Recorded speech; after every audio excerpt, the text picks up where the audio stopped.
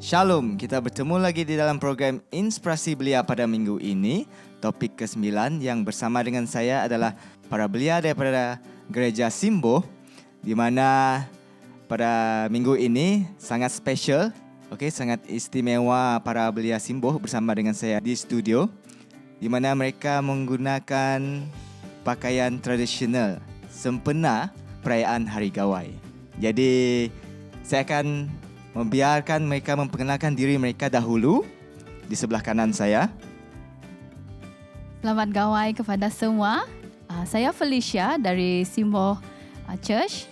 Kami akan mengulas pengaruh pemimpin, di mana kami akan berbincang bersama dengan moderator pada saat ini. Next. Hai, Shalom. Nama saya Nia dari Gereja Simbo. Shalom. Nama saya Sasha dari Gereja Simbo. Terima kasih pada para belia dari Gereja Simbo. Jadi topik kita pada minggu ini adalah pengaruh pemimpin, di mana kita boleh baca di dalam Alkitab, di mana 2 Tawarik 28 dan juga 2 Raja-Raja 16, dan dari buku komentari Ellen G. White, iaitu Para Nabi dan Raja, bab 27. Jadi sebelum kita memulakan perbincangan kita ataupun mengulas topik kita pada minggu ini, Saudari Felicia akan melayangkan doa pendahuluan. Mari kita berdoa. Tuhan Bapa kami di syurga, pada saat ini Tuhan kami memohon Roh Kudus Tuhan untuk bersama dengan kami dalam kami membincangkan topik tentang Alkitab dan juga Raja-Raja yang telah memerintah di dunia ini pada zaman dahulu. Biarlah apa yang kami belajar nanti menjadi teladan dalam kehidupan kami. Berkati kumpulan kami ini Tuhan. Semua ini kami serah dalam nama Yesus. Amin.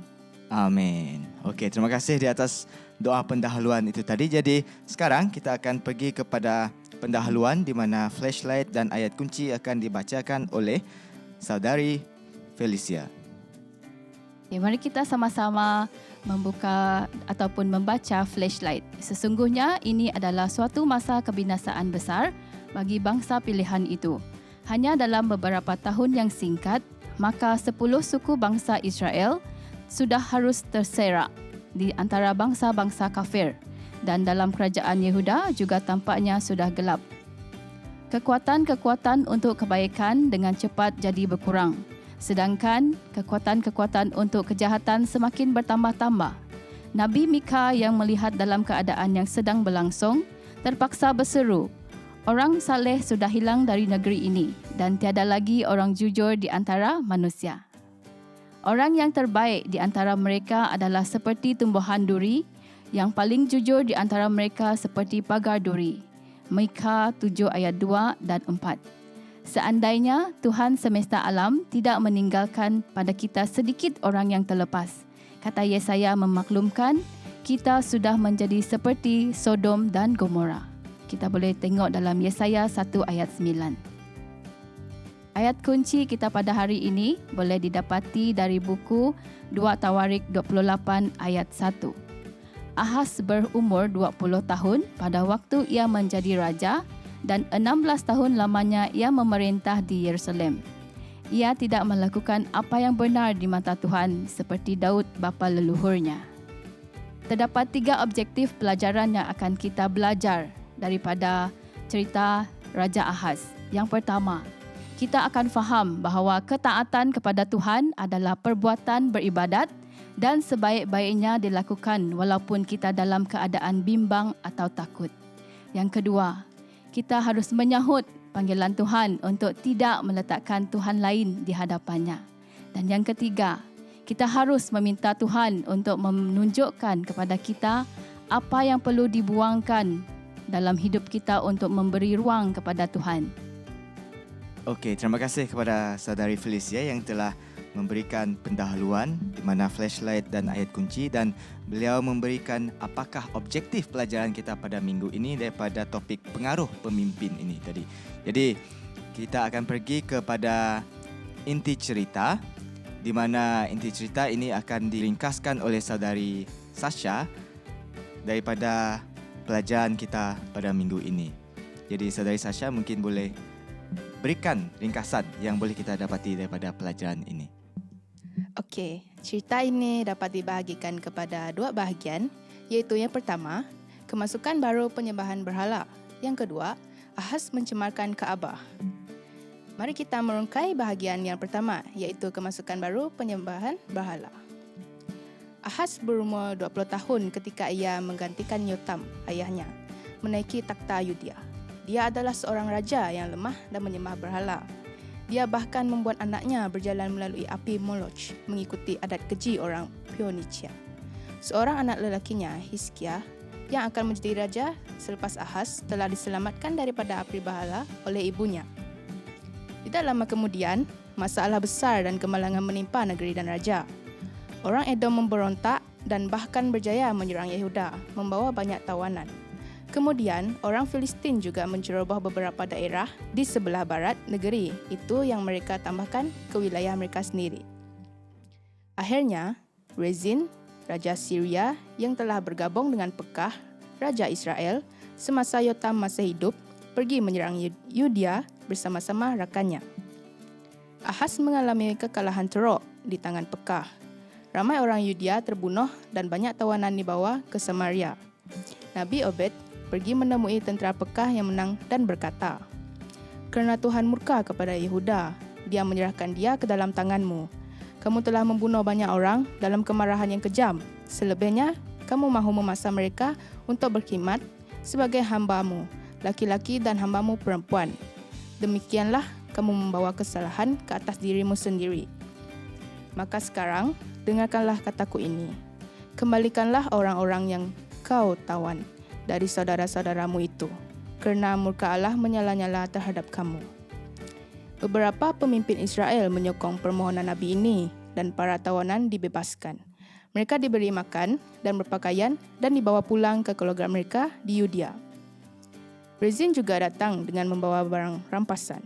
Walaupun Yerusalem telah menahan pengepungan antara persatu, Rezin menawan pelabuhan penting Elat dan mengusir penduduk Yehuda. Ahaz mendapati dirinya tertekan oleh tentera bersatu Pekah dan Rezin. Kedudukan Yerusalem kelihatan sangat tidak menentu. Nabi Yesaya cuba sedaya upaya untuk meyakinkan Ahaz bahawa Tuhan akan menyelamatkan kota itu daripada tangan musuh. Tetapi Ahaz tidak percaya kepada Tuhan. Dia menghantar delegasi para bangsawan kepada Tiglath-Pileser, Raja Asyur yang berkuasa, dengan hadiah emas dan perak yang diambil dari perbendaharaan bait suci dan istananya sendiri.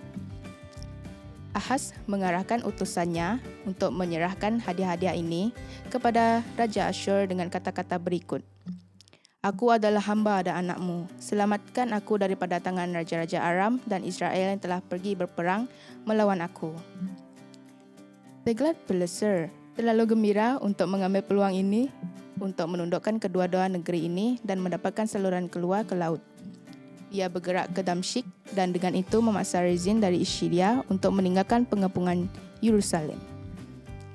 Rezin sendiri telah ditangkap dan dibunuh oleh orang Asyur. Pada masa itu, Syria telah dimasukkan ke dalam Empire Assyria dan pada masa yang sama, Tiglath-Pileser juga merampas sebahagian daripada tanah Israel.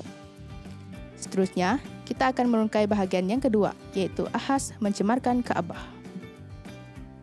Dibebaskan daripada musuh-musuhnya, Ahaz mengembara ke Damsyik untuk berterima kasih kepada pembebas dan pelindungnya, Tiglath-Pileser. Di Damsyik, Ahaz melihat sebuah mezbah kafir yang terkenal yang dia sangat kagumi sehingga dia menyalinnya dan dihantar ke Yerusalem kepada Imam Besar Uria dengan perintah untuk meletakkannya di Kaabah Suci. Selepas dia kembali dari Damsyik, dia sendiri naik ke mezbah itu untuk membakar korban bakaran dan memaksa para imam untuk mempersembahkan korban harian di atasnya. Untuk memuaskan ketamakan Tiglath-Pileser, Ahaz terus-menerus merampas emas dan perak dari rumah Tuhan yang telah diperkaya semasa pemerintahan Uzia dan Yotam. Okey, terima kasih Saudari Sasha yang telah memberikan ringkasan cerita di mana ringkasan ini walaupun ringkas tetapi mempunyai inti yang padat di mana kita dapat lihat bahawa Raja Ahaz ini tadi figura raja yang kita dapat lihat yang membawa bangsa Israel ataupun Yehuda pada masa itu jauh daripada Tuhan. Jadi sebelum kita pergi kepada kupasan soalan-soalan dari inti cerita kita akan pergi kepada apa pendapat anda dahulu. Jadi di sini saya ingin bacakan apa pendapat anda. Alkitab menyebut beberapa pemimpin yang hebat dan juga yang teruk, tapi tidak ada di antara mereka yang sempurna sepenuhnya. Hanya iman kita kepada Tuhan dapat membasuh kita daripada dosa kita. Di dalam bahagian apa pendapat anda, terdapat beberapa daripada pemimpin yang sangat setia di dalam Alkitab. Jadi di sini ada Nabi Nuh, Nabi Daniel, Nabi Abraham, Nabi Paulus dan Nabi Daud. Jadi kalau kita lihat di sini, mari kita padankan setiap nabi ini dengan setiap perbuatan mereka. Jadi pada bahagian apa pendapat anda ini, Saudari Nia akan memberikan pendapat beliau di bahagian ini. Dipersilakan. Baik, bagi pemimpin yang pertama ialah pemimpin Nuh. Dengan perbuatannya ialah dunia mencemuh dia oleh kerana dia mengikut perintah Tuhan. Tetapi oleh kerana kesungguhannya itu, dia telah memberikan peluang hidup lagi kepada manusia. Yang keduanya ialah Daniel. Dia hidup di dalam satu kehidupan penuh penurutan kepada Tuhan dan mempengaruhkan nyawanya lebih daripada sekali semasa melayani dengan setia kepada Tuhan. Pemimpin yang ketiga ialah Abraham. Dia bertindak sebagai wakil perantara Tuhan untuk orang lain dan sanggup mengikut perintah Tuhan untuk mengorbankan anak lelakinya. Yang keempat ialah Paulus. Dengan perbuatannya berjalan kaki selama lebih 10,000 km dan menderita dengan sangat hebat dalam usaha untuk mengongsikan mesej Tuhan. Dan yang kelima ialah Daud. Selalu dikenang oleh kerana sifat rendah dirinya dan kesetiaannya kepada Tuhan. Kebolehan kepemimpinannya yang bersifat matang telah membantu menyatukan orang-orang Israel.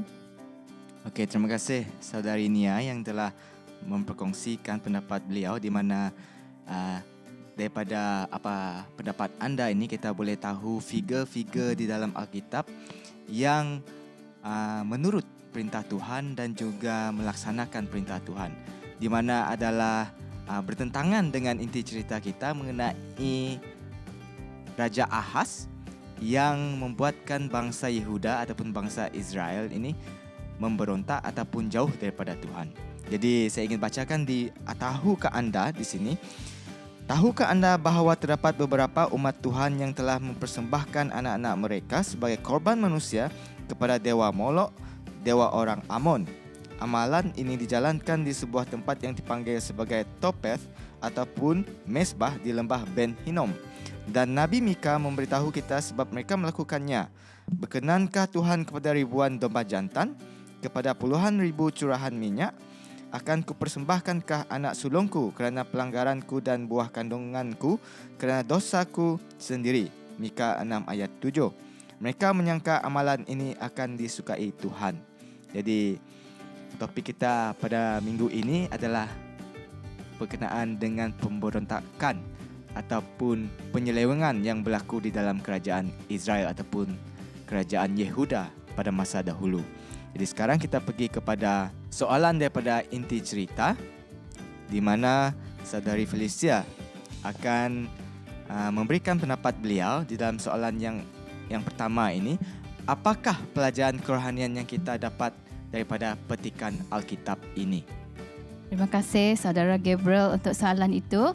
Okay, jawapan saya yang pertama, kita boleh tengok dari buku Ulangan 10 ayat 12 dan 13 yang mengatakan, takut akan Tuhan, hidup menurut segala jalan yang ditunjukkannya, mengasihi Dia, beribadah kepada Tuhan Allahmu dengan segenap hatimu dan dengan segenap jiwamu, berpegang teguh pada perintah dan ketetapan Tuhan yang telah kusampaikan kepadamu hari ini, supaya baik keadaanmu.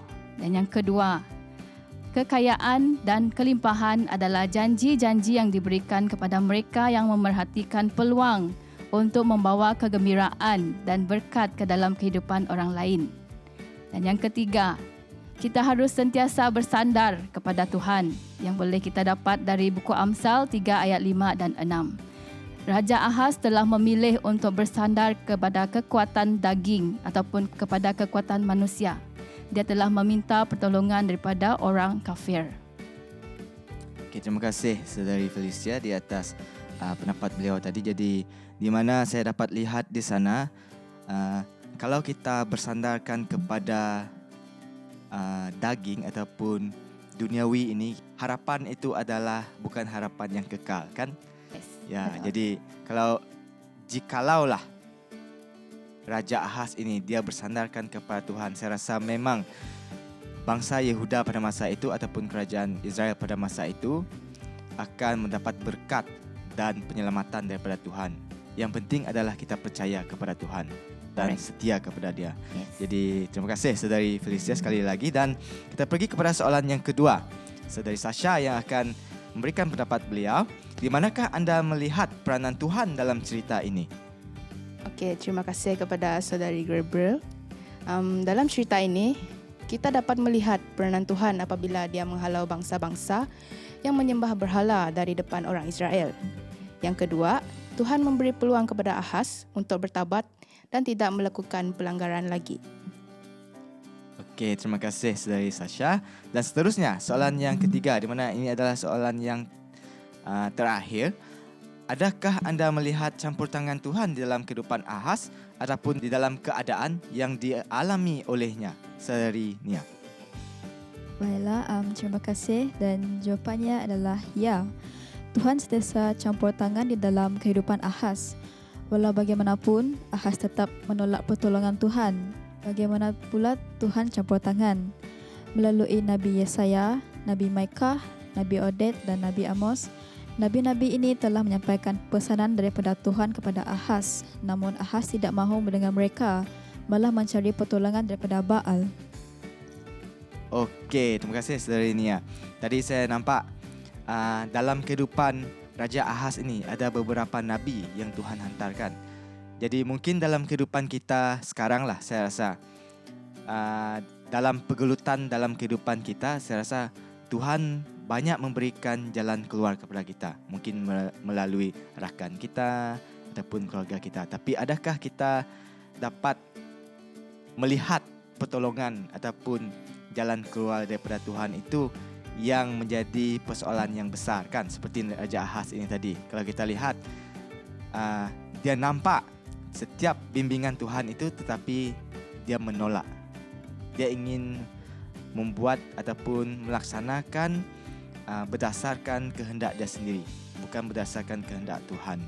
Jadi terima kasih Saudari Nia yang memberikan pendapat beliau tadi. Jadi saya akan pergi kepada pandangan lain sebelum kita pergi kepada kesimpulan pelajaran kita pada minggu ini. Di dalam pandangan lain, dalam buku Ellen G. White Kebahagiaan Sejati muka surat 70, serahkan dirimu kepada Tuhan pada pagi hari. Jadikanlah ini tugasmu yang pertama. Serahkanlah segala rencanamu padanya untuk dilakukan atau untuk tidak dilakukan sebagaimana yang ditunjukkannya, sehingga hidupmu dibentuk hari demi hari seperti kehidupan Kristus. Dan sekarang saya akan pergi kepada berhubung kepada kehidupan, di mana saya akan ambil pelajaran pada hari Rabu di dalam Wahyu 14, 6 dan 7. Saya bacakan di sini. Dan aku melihat seorang malaikat lain terbang di tengah-tengah langit, dan padanya ada Injil yang kekal untuk diberitakannya kepada mereka yang diam di atas bumi dan kepada semua bangsa dan suku dan bahasa dan kaum.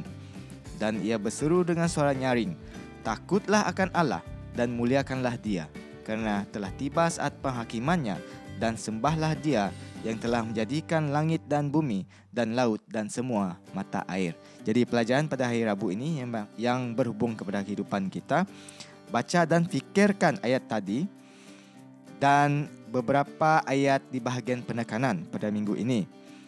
Terdapat beberapa tema yang dipaparkan dalam petikan-petikan Alkitab ini. Satu daripadanya ialah panggilan Tuhan untuk mengelakkan pengaruh rakan sebaya atau orang ramai apabila mereka melakukan sesuatu kesalahan.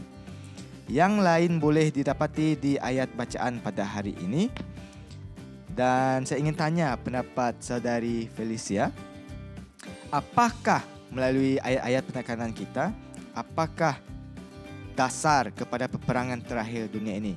Kita sebagai umat Kristian, saya rasa kita tahu bahawa peperangan yang terakhir yang dimaksudkan ini adalah peperangan di antara Tuhan dan juga setan.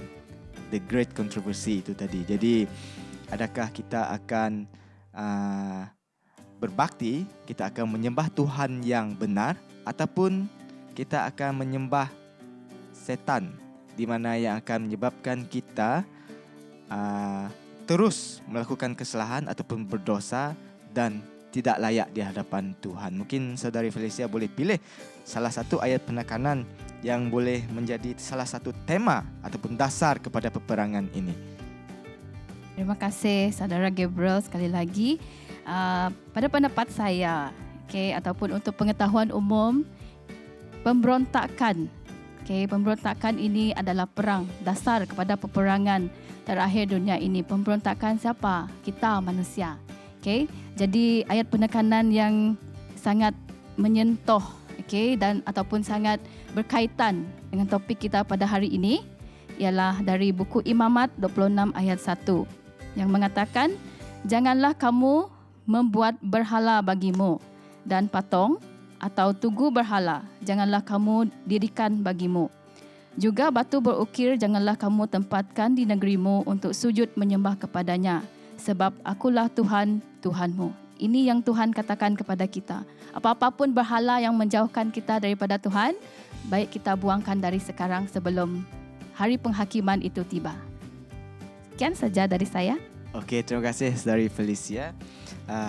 Pendapat yang sangat ringkas tetapi padat dengan isinya, di mana adalah panggilan untuk kita kembali kepada Tuhan jikalau ada berhala-berhala di dalam kehidupan kita yang meletakkan Tuhan yang kedua dalam kehidupan kita. Kita tidak mendahulukan Tuhan.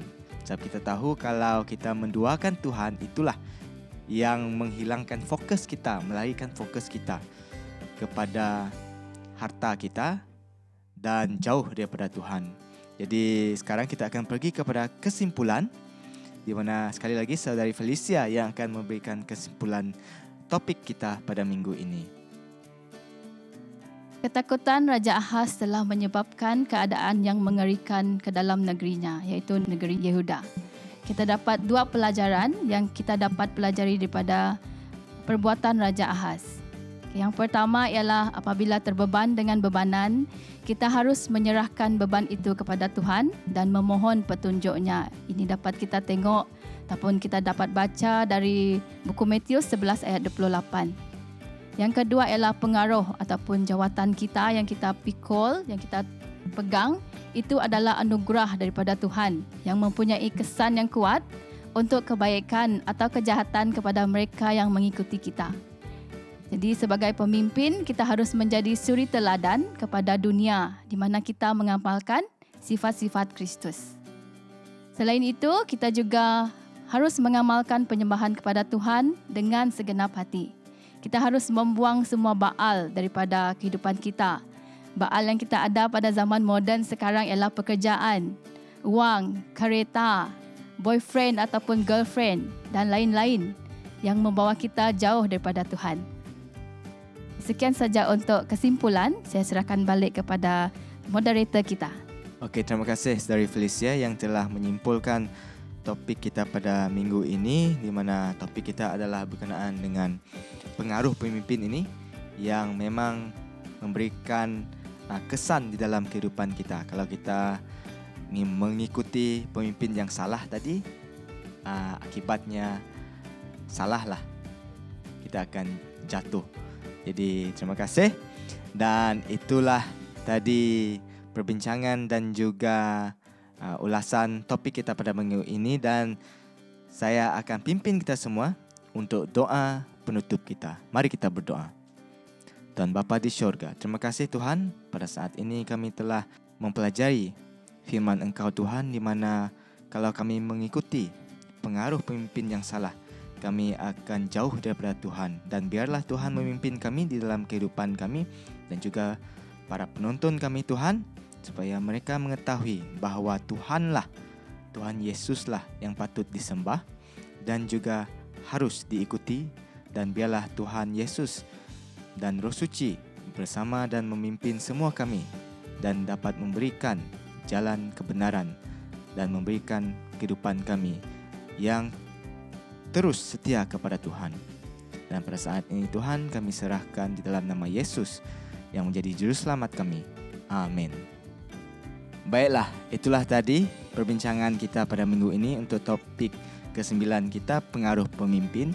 Jadi sebelum kami mengakhiri program kami pada minggu ini, pada saat ini kami ingin mengambil peluang ini untuk mengucapkan Selamat Hari Gawai kepada semua yang menyambutnya, dan semoga Tuhan memberkati.